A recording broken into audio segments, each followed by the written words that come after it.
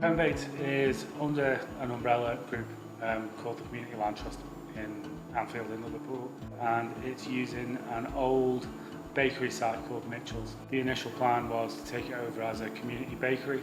The enterprise comes first. We look to make money in order to achieve the goals of the social enterprise, which is offering training opportunities and employment opportunities locally on top of that community bakery, as far as being a hub for the local community. We take a lot of volunteers from across different sectors in Liverpool and locally.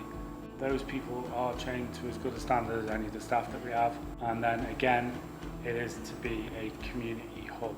So everything that we do as far as making the pies, making the bread, making money in the shop, making money away from the shop is entirely in order to support the goals of the business in the first place, which is that training aspect, that community hub.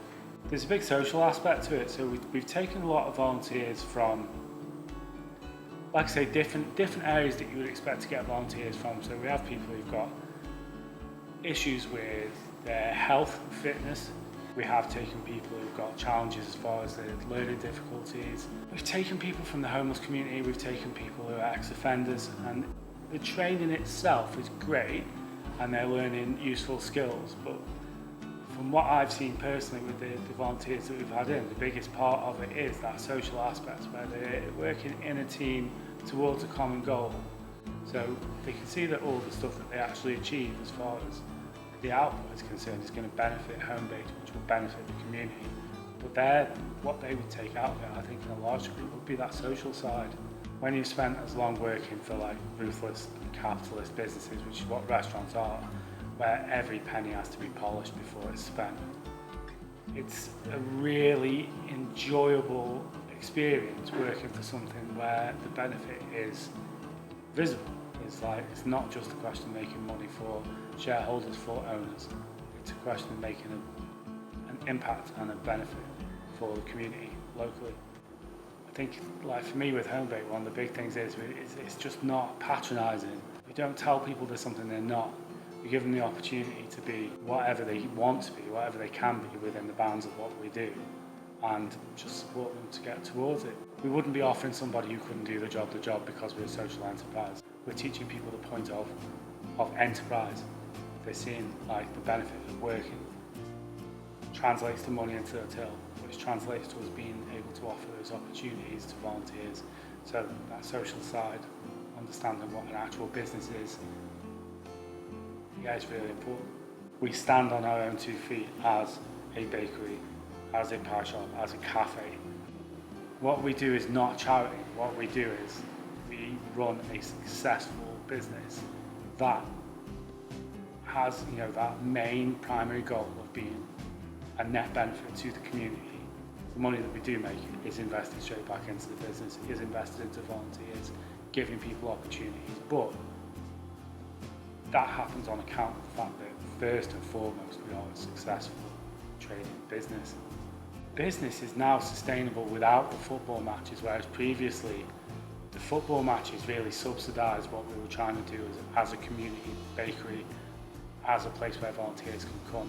Now it's got to the point where the bakery genuinely is standing on its own 2 feet. A big part of what we've been doing over the last couple of years, working with, particularly Sally Ann, the treasurer on the board, most particularly Angela, who's the operations manager down at the shop, driving the community angle from the business in the shop, but also professionalising the way that works. She's had a massive impact. Obviously, we're working through a period of dramatic change with COVID-19, so even now we're still managing to be a sustainable business, but hopefully when we get back to our usual model, we would look to kind of chug along doing what we do in the cafe day to day, and then make hay when the sun shines, as it were, with the football match across the road. Like say, if you're selling 700 plus units of your product to people from all over the world, you get interest from Australia, from the States, from Canada, you can't overestimate what that has brought to us as far as the business is concerned. But again, it's something that we don't want to rely on. We want to stand on our own 2 feet. We're going into Goodison Park next season in the fan zone in Goodison Park. The footprint locally is great. people know who we are, they respect what we do, as well as the fact that what we provide to customers is an excellent product. The Shankly is a recipe that was gifted to us from the Shankly estate, specifically his granddaughter, as his favourite meal, and one that's nutritionally quite balanced. It's beef, bacon, leeks, mushrooms, cooked in a classic way. No additives, no flour to thicken it, just a classic piece of cooking, though we use reduced stocks for sauces in the pie. Classic old-fashioned cooking across the board.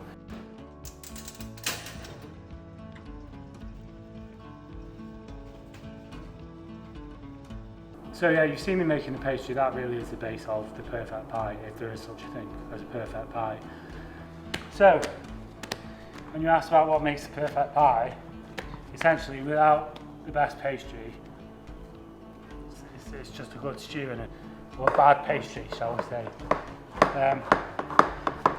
We use these tins that we inherited when we moved into this building. The only reason I'm pressing it into the case like this is because I'm probably going to use this pastry for lids rather than, because I can feel it's really nice. It's not very elastic, it's going to work really well for lids. So with lids, I'm going to go blocks on this machine behind me here. The more firmly I press this into place, the easier it's going to be to take it out into a block and fold it into a block. If I was doing it for cases, just lash it in, because every case is 85 to 90 grams. Yes. Every case is 85 to 90 grams. I'm going to leave it at room temperature because I know I'll be using it in the next couple of hours. And I'll just cover it with grease-free paper just to stop any contamination with it while I'm working. And then yeah, that's the pastry essentially. So nice short pastry is what makes the perfect pie, and then the fillings just have to complement the pastry really. And I would use that pastry to make the cases and then press the cases, and we would fill and lid, which is part of what I'm doing today. So we'll do an example shortly of filling, lidding and pressing the pies, and we're going to use the Shankly mix that I cooked earlier this week, which is one of the backbones of the business really. Normally we would have loads to show you, but because of where we are with the coronavirus, we're kind of doing everything sequentially, and I'm just going to show you an example. So as I said, this is the Shankly. With each one of our pies, even though it's a laborious process, we weigh them in so that everybody gets the same pie basically. So if you were to come into the shop, we get exactly the weight we want, or when I say exactly, within about 5%.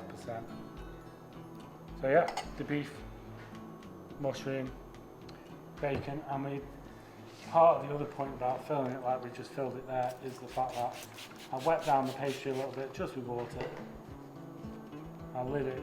It's just another eyes-on process so that we can tell that everything's getting like a good mixture of all the ingredients and all the rest. So then I'll press this pie.